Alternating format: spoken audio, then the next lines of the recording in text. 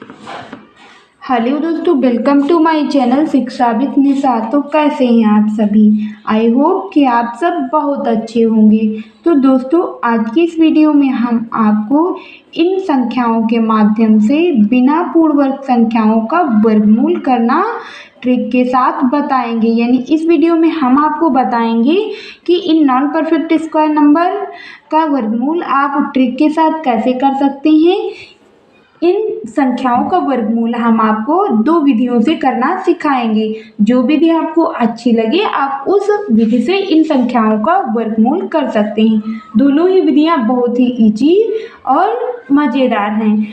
तो दोस्तों, यदि आप चैनल पर नए हैं तो चैनल को सब्सक्राइब कर लें और बेल आइकन को प्रेस कर लें ताकि हम जो भी वीडियो अपलोड करें वह आप तक तुरंत पहुंचे। तो चलते हैं और बिना देरी के इस वीडियो को स्टार्ट करते हैं।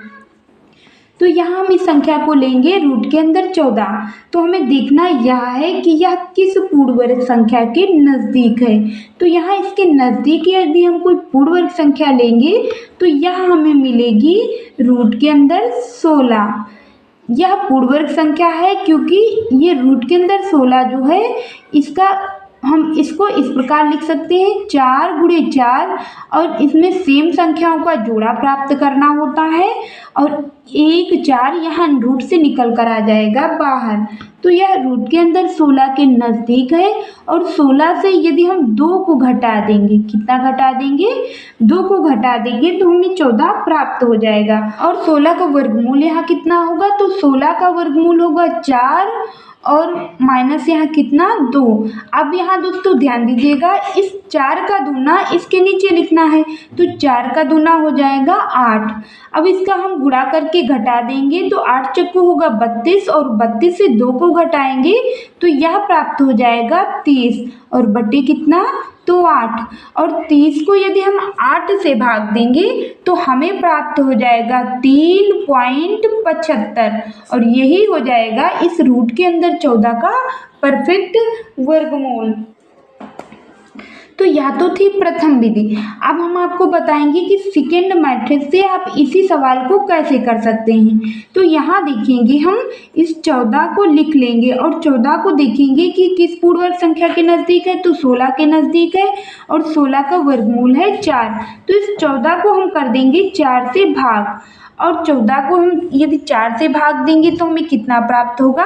तो यह प्राप्त हो जाएगा 3.5।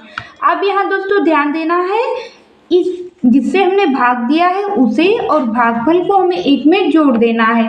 तो 4 और 3 को जोड़ेंगे तो यह हो जाएगा 7 और 0.5। अब इसे भाग दे देंगे हम 2 से। 7.5 को ये 2 से भाग देंगे तो 2 3 6 होगा, 1 बचेगा, 2 7 हो जाएगा 14 और पॉइंट यहाँ लगा है तो पॉइंट लगा देंगे और 2 पंचे 10।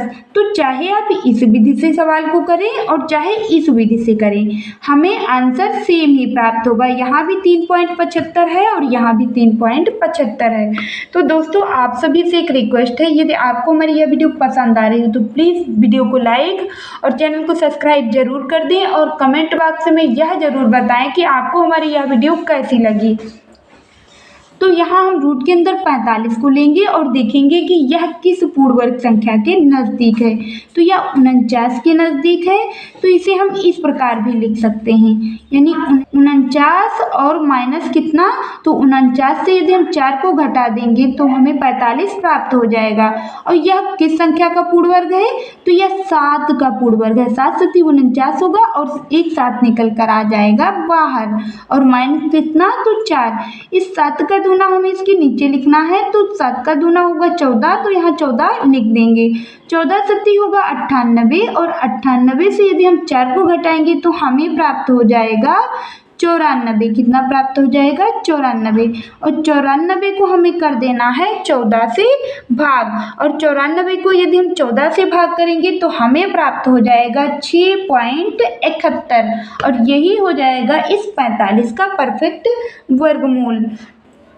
यह तो था प्रथम मेथड। अब हम दूसरे मेथड से इसी सवाल को कैसे करेंगे। तो इस 45 को लिख लेंगे और देखेंगे कि किस पूर्ण वर्ग संख्या के नज़दीक है। तो 49 के नज़दीक है और यह 7 का पूर्ण वर्ग है। तो यहाँ इसे कर देंगे हम 7 से भाग, और यदि हम इसे 7 से भाग करेंगे तो हमें कितना प्राप्त होगा। हमें प्राप्त हो जाएगा 6.42। अब हम क्या करेंगे, तो इसे इसमें जोड़ देंगे, यानी जिसे भाग दिया है और भागफल को। तो 7 और 6 हो जाएगा 13.42। 2 से इसे भाग कर देंगे तो 2 छंग 12 होगा, पॉइंट लगा देंगे। 2 सत्ती 14 और 2 एकम 2। चाहे हम इस विधि से सवाल को करें और चाहे इस विधि से, दोनों से हमें आंसर सेम ही प्राप्त होगा। तो जो आपको विधि अच्छी लगे उससे आप बिना पूर्ण वर्ग संख्याओं का वर्गमूल कर सकते हैं। और दोस्तों, यदि आपको हमारी यह वीडियो पसंद आई हो तो प्लीज़ वीडियो को लाइक और चैनल को सब्सक्राइब जरूर कर दें।